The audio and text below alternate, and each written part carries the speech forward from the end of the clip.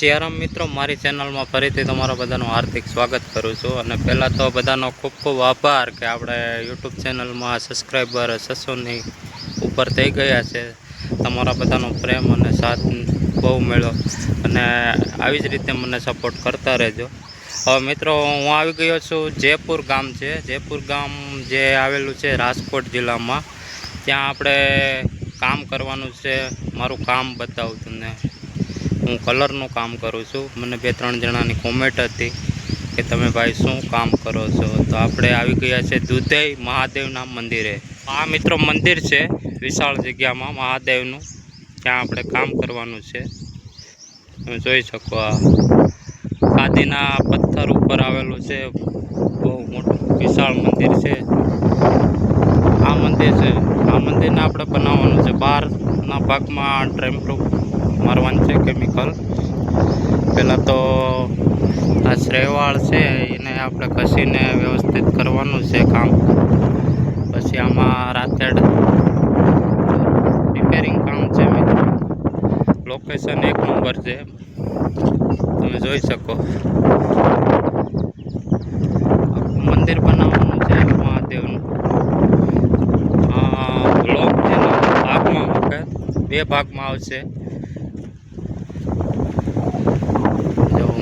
મંદિર છે આખું, એ બનાવવાનું છે. આ નજારો તમે જોઈ શકો. આ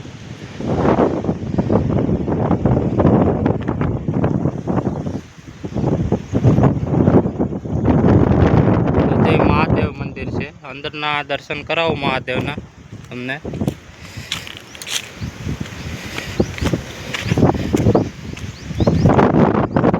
આ શેરડી છે, અહીંથી આપણે ઉપર ચડવાનું છે.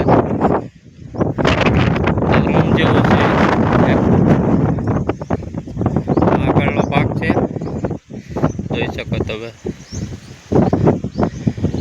ચાલો આપણે મહાદેવના દર્શન કરી લઈએ, પછી આપણે કામ કરશું.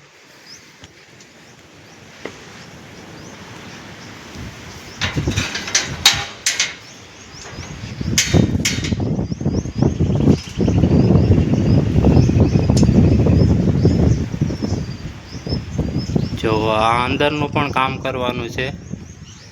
જો આવી રીતે છે બધું કામ, રિપેરિંગ વાળું છે કામ. પહેલાં તો બ્રશ મારી અને વ્યવસ્થિત કામ કરવાનું છે મહાદેવનું મંદિરનું. જોઈ શકો તમે, દર્શન કરી લો પહેલાં મિત્રો. હર હર મહાદેવ, મહાદેવ દુધઈ મહાદેવ. હનુમાનજી મહારાજ સંપૂર્ણ કામ કરવાનું છે.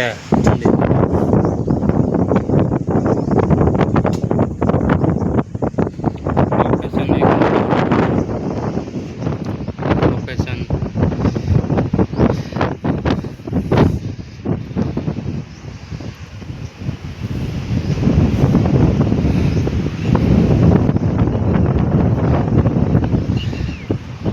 ઘણો ટાઈમ થઈ ગયો મિત્રો મંદિરમાં નથી કર્યો. હવે આપણે બનાવવાનું છે. પહેલાં તમે જોઈજો આ કેવું છે મંદિર અને હું કેવું બનાવું.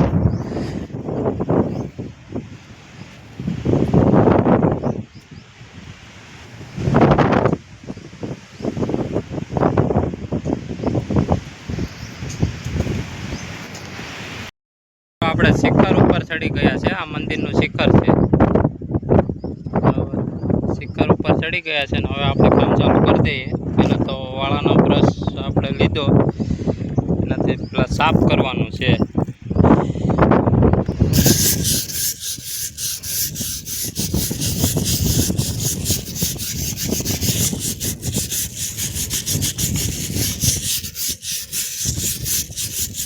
આવી રીતે હેવાળ બધે કાઢી નાખવાનું છે. જો આવી રીતે છે, 2 ભાગમાં છે. એક આ બાજુ છે અને આ બાજુ છે શિખરની ઉપર. ઓલી આગળ તો નથી મિત્રો.